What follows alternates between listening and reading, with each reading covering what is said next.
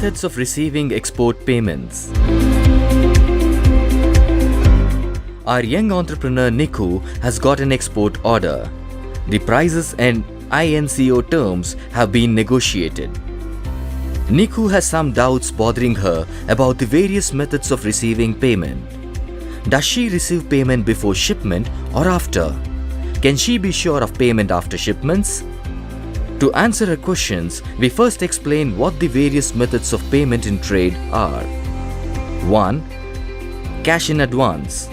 Here, buyer makes the payment before the seller ships out the goods. There is risk here for the buyer. Such terms are offered usually when the seller has a proven track record or the buyer knows and trusts the seller. 2. Open account. This is the opposite of cash in advance. Here, the seller ships the goods and then sends the documents such as invoice and bill of lading directly to the buyer before the payment is made. Buyer agrees to pay the seller at a future date as mentioned in the sales contract, usually 30 to 90 days after receiving goods.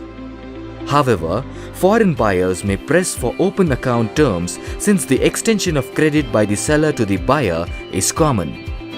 An export credit insurance may lessen the risk of non-payment to Niku. 3. Consignment. Consignment is a variation of open account in which payment is made after the goods have been sold by the foreign distributor buyer to the end customer. This helps reduce the direct cost of storing and managing inventory for the distributor buyer. For the seller, however, the risk of non-payment in payment is even greater. This risk would be lesser if the distributor is reputed with a proven track record.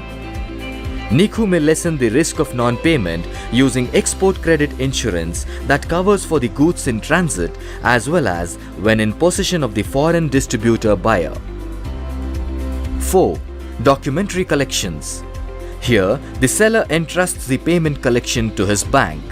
Niku's bank would send documents and collection instructions to the buyer's bank. These collection instructions specify when the ownership of the goods changes and when the buyer's money should be remitted. The buyer's bank would carry out the instructions upon receiving payment from buyer and remit it to Niku's bank. There are two types of documentary collections. 1. Documents against payment. Buyer is required to pay as soon as the ownership documents are presented to the buyer's bank.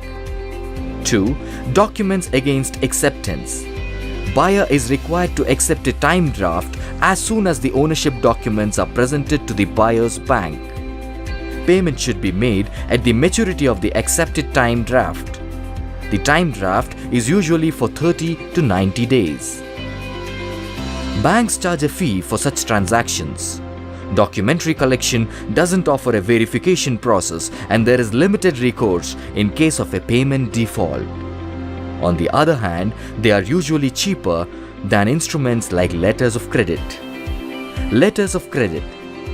An LC payment involves the buyer's bank and Niku's bank.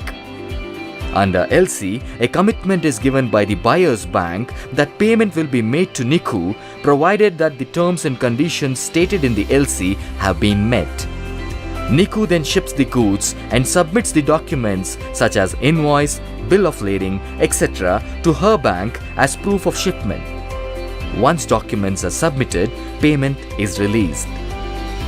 The LC protects the seller against non-payment as the banks make the payment without discretion of the buyer.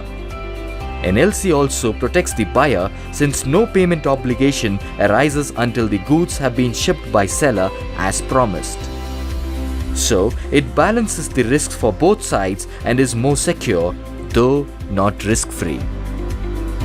Banks charge a fee for LCs, which is usually more than in other methods. We shall discuss letters of credit in more detail later. Niku and buyer can decide upon any method and should mention the same on her commercial invoice. Lastly, she should consider taking export credit insurance when required.